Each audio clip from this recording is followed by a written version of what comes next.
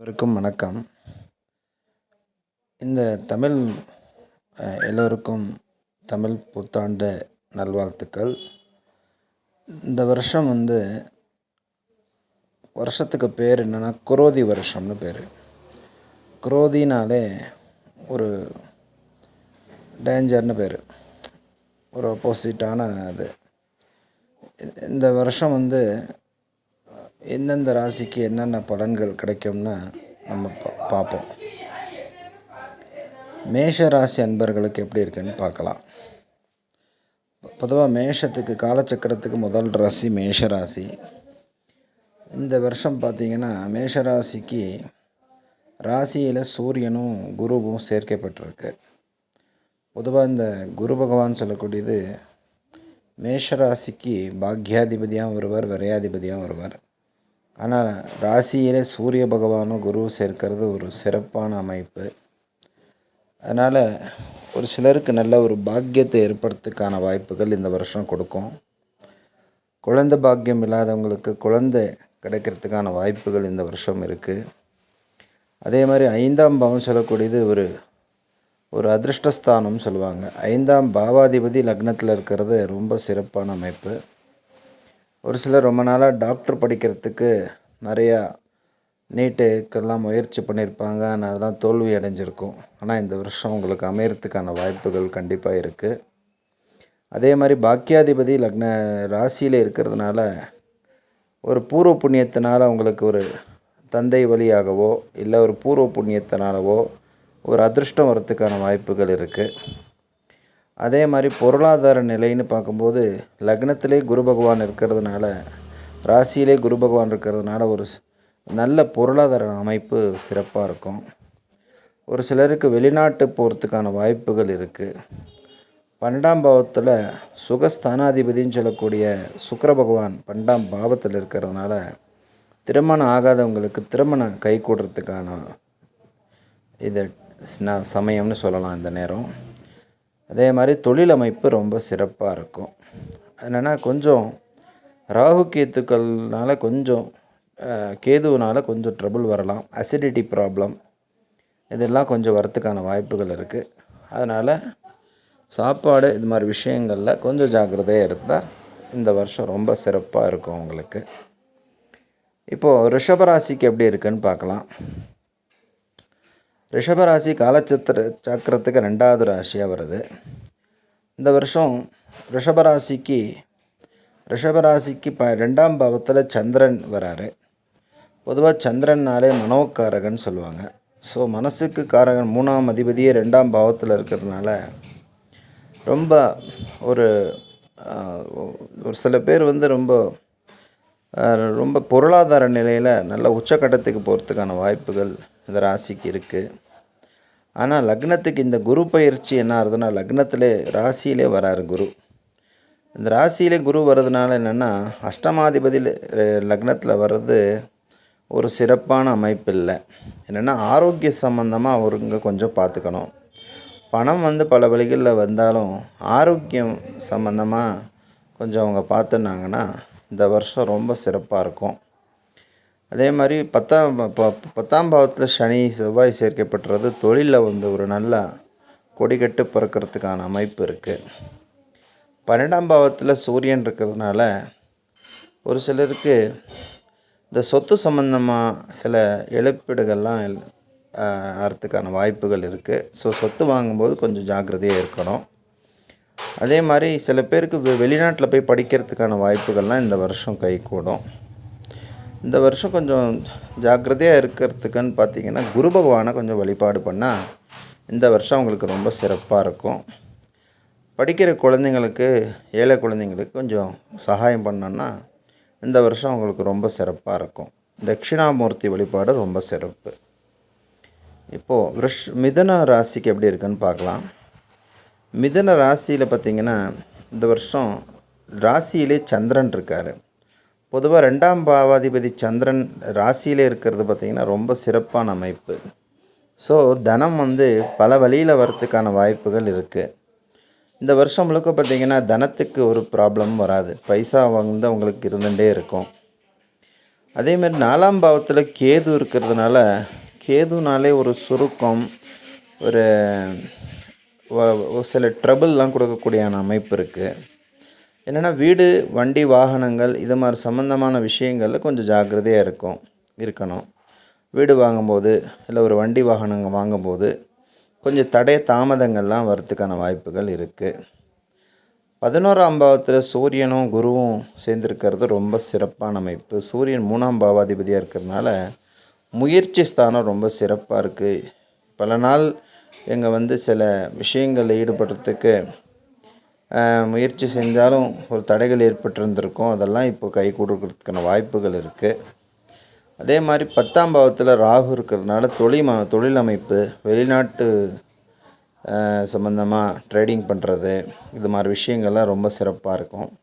10ஆம் பாவத்தில் புதனும் சுக்கிரனும் சேர்ந்துருக்கிறதுனால சுக்கிரன் ரொம்ப சிறப்பான அமைப்பு. இது திருமணம் ஆகிறதுக்கான வாய்ப்புகள்லாம் இருக்குது. இந்த வருஷம் கொஞ்சம் ஜாக்கிரதையாக இருக்கிறதுக்குன்னு பார்த்தீங்கன்னா கேதுவை வழிபாடு பண்ணணும். விநாயகரை வழிபாடு பண்ணிங்கன்னா இந்த வருஷம் ரொம்ப சிறப்பாக இருக்கும். அடுத்து கடகராசிக்கு எப்படி இருக்குன்னு பார்க்கலாம். கடகராசிக்கு அதிபதின்னு பார்த்திங்கன்னா சந்திரன் 12ஆம் பாவத்தில் மறைஞ்சிருக்காரு. பொதுவாக 12ஆம் பாவம் சொல்லக்கூடியது என்னென்னா ஹாஸ்பிட்டாலிட்டின்னு சொல்லுவாங்க. பொதுவாக மருத்துவமனையில் போய் சிகிச்சை எடுக்கிறதுன்னு சொல்லுவாங்க. பொதுவாக இந்த கடகராசிக்கு பார்த்திங்கன்னா 8ஆம் பாவத்துலேயும் செவ்வாய் சனி சேர்க்கப்பட்டிருக்கு.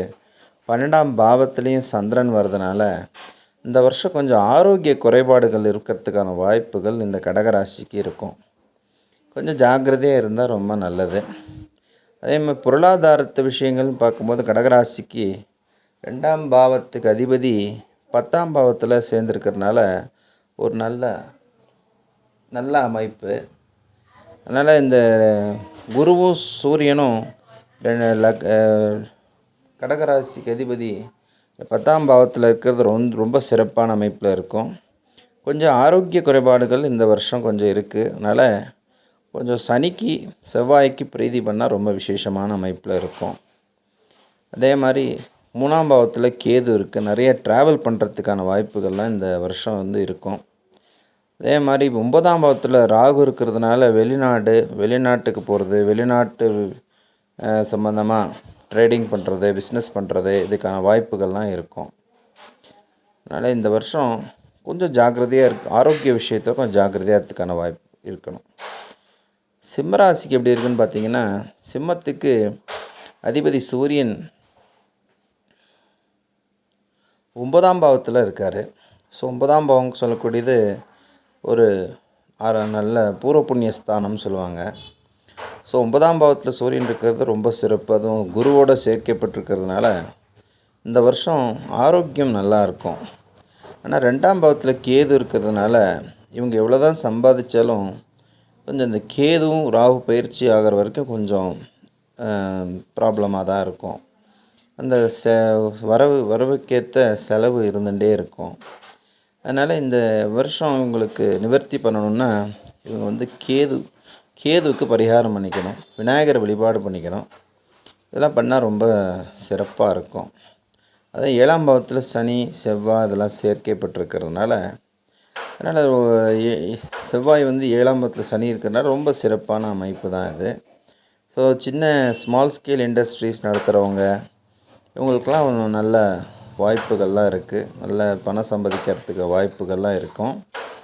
ஆனால் 8ஆம் பாவத்தில் ராகு இருக்கிறதுனால கொஞ்சம் வெளிநாட்டு போகிறதுக்கு சில தடைகள்லாம் இருக்கும்.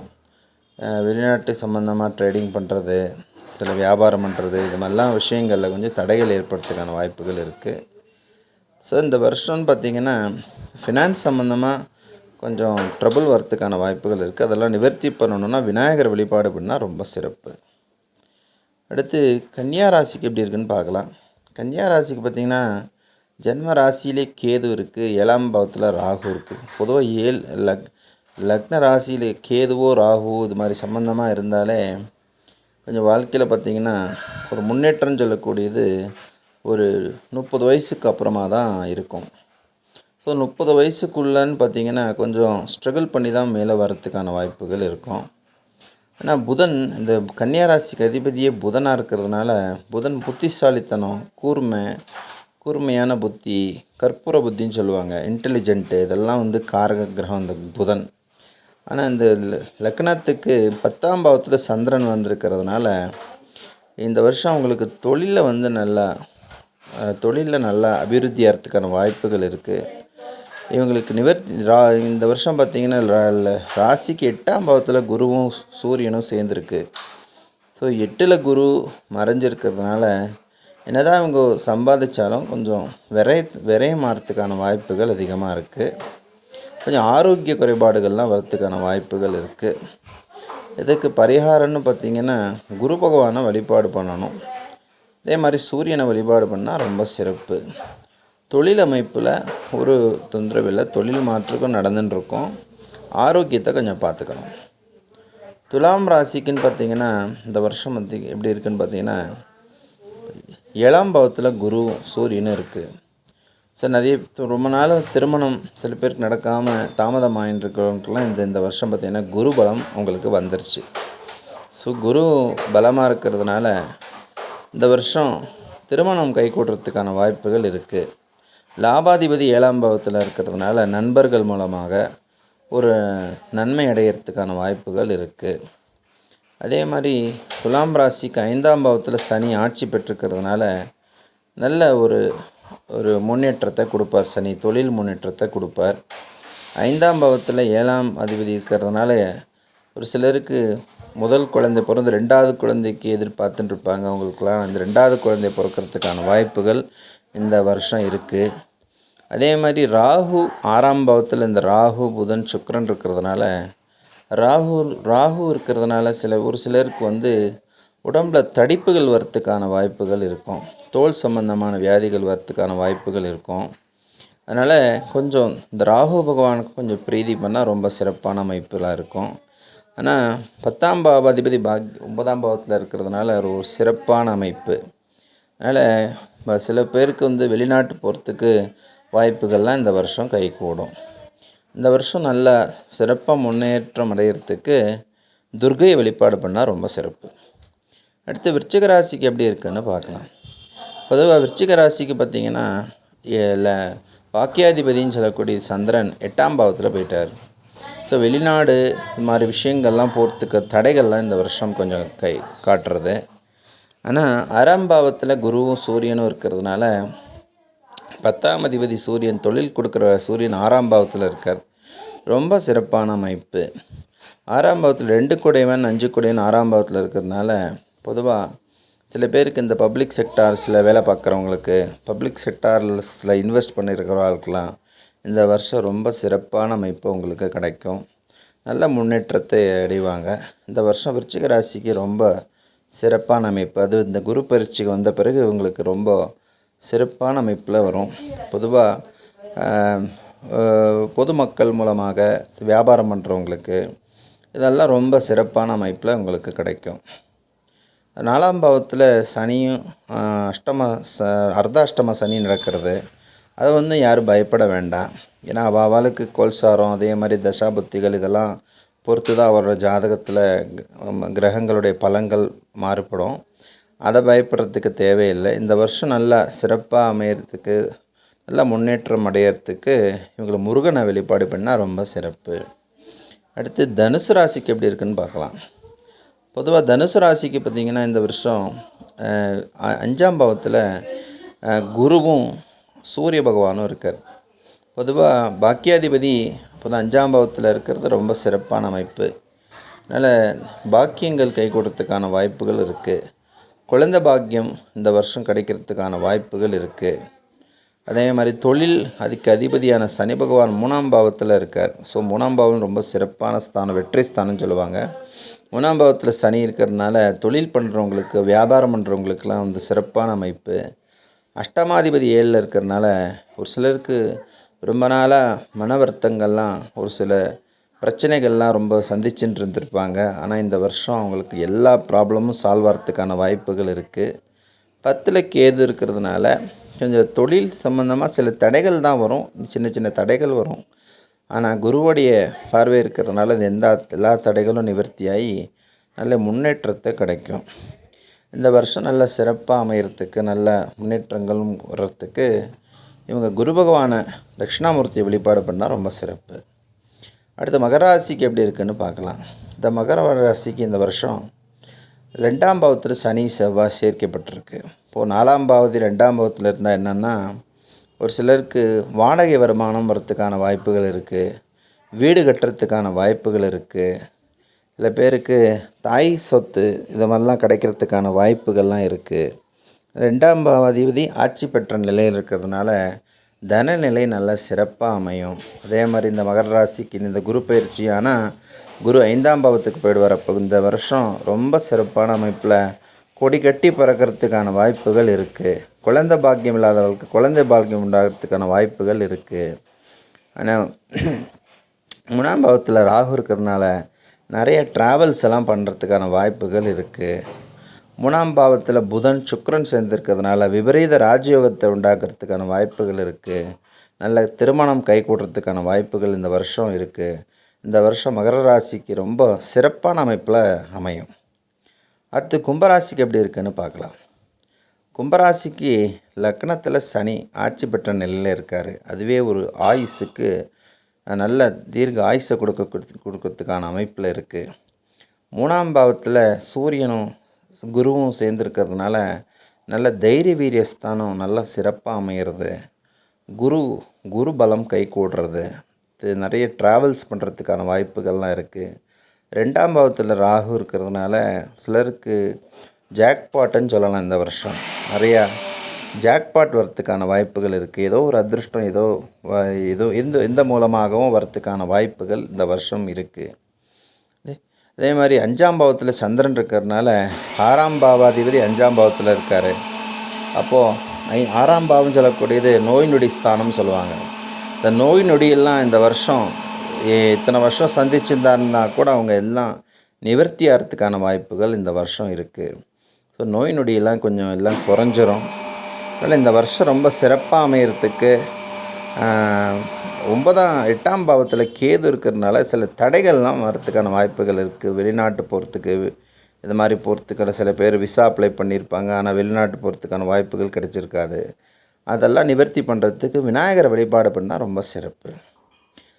அடுத்து காலச்சக்கரத்துக்கு கடைசி ராசின்னு சொல்லக்கூடிய மீன ராசிக்கு எப்படி இருக்குதுன்னு நம்ம பார்க்கலாம். பொதுவாக மீன ராசின்னு சொல்லக்கூடியது குரு பகவானுடைய ராசி. இந்த வருஷம் பார்த்திங்கன்னா 2ஆம் பாவத்திலேயே குரு சூரியனும் சேர்க்கப்பட்டிருக்கு. பொதுவாக குரு பகவான் வாக்குஸ்தானத்தில் இருக்கிறதுன்னு பார்க்கும்போது லக்னாதிபதி 2ஆம் பாவத்தில் இருக்கிறது ரொம்ப சிறப்பு. அதாவது தன் முயற்சியால் பணத்தை நிறைய சம்பாதிக்கிறதுக்கான வாய்ப்புகள் நிறைய இருக்குது. தன் புத்திசாலித்தனத்தினால தன்னோட பேச்சால் நிறைய சம்பாதிக்கிறதுக்கான வாய்ப்புகள் அதிகமாக இருக்குது. அது 2ஆம் பாவத்தில் சூரியனும் சேர்க்கப்பட்டிருக்கிறதுனால இவங்க வேலை பார்க்குற இடத்துல நல்ல ப்ரொமோஷன் கிடைக்கிறதுக்கான வாய்ப்புகள் இருக்குது. தனம் அபிவிருத்தி ஆகிறதுக்கான வாய்ப்புகள் இருக்குது. 5ஆம் பாவதி 4ஆம் பாவத்தில் சந்திரன் இருக்கிறதுனால சில குழந்தைகள் தடைகள் ஏற்படுறதுக்கான வாய்ப்புகள் கொஞ்சம் இருக்குது. அதுதான் கொஞ்சம் மைனஸ் பாயிண்ட் இந்த வருஷம். குழந்தை பிறப்பில் கொஞ்சம் தடைகள் ஏற்படுறதுக்கான வாய்ப்புகள் இருக்குது. அதை நிவர்த்தி பண்ணுறதுக்கு குரு பகவானை வழிபாடு பண்ணால் ரொம்ப சிறப்பு. அது இந்த குரு பயிற்சியான பிறகு கொஞ்சம் சில மாற்றங்கள்லாம் ஏற்படுத்தும். அதே மாதிரி மீனராசிக்கு பார்த்திங்கன்னா 12ஆம் பாவத்தில் சனி இருக்கிறதுனால சில விரயங்கள் ஏற்படுறதுக்கான வாய்ப்புகள் இருக்குது. ஏன்னா சனி 11ஆம் பாவத்துக்கும் 12ஆம் பாவத்துக்கு அதிபதியாக இருக்கிறதுனால சில பேருக்கு இந்த முழங்கால்கள் பாதங்கள் இது மூலமாக சில வலி வேதனைகள் அனுபவிச்சுட்டு இருப்பாங்க. அதெல்லாம் கொஞ்சம் அதிகரிக்கிறதுக்கான வாய்ப்புகள் இருக்குது. அதை நிவர்த்தி பண்ணணுன்னா இவங்க சனி பகவானுக்கு பிரீத்தி பண்ணணும். சனிக்கிழமையில் எள்ளு சாதம் நைவேத்தியம் பண்ணி சனி பகவானுக்கு காக்கைக்கு அன்னமிட்டால் என்னுடைய தோஷங்கள்லாம் கொஞ்சம் கொஞ்சம் விலகும். இந்த வருஷம் இந்த மீனராசிக்கு ஒரு நார்மலான அமைப்பில் இருக்குது. நன்றி, வணக்கம்.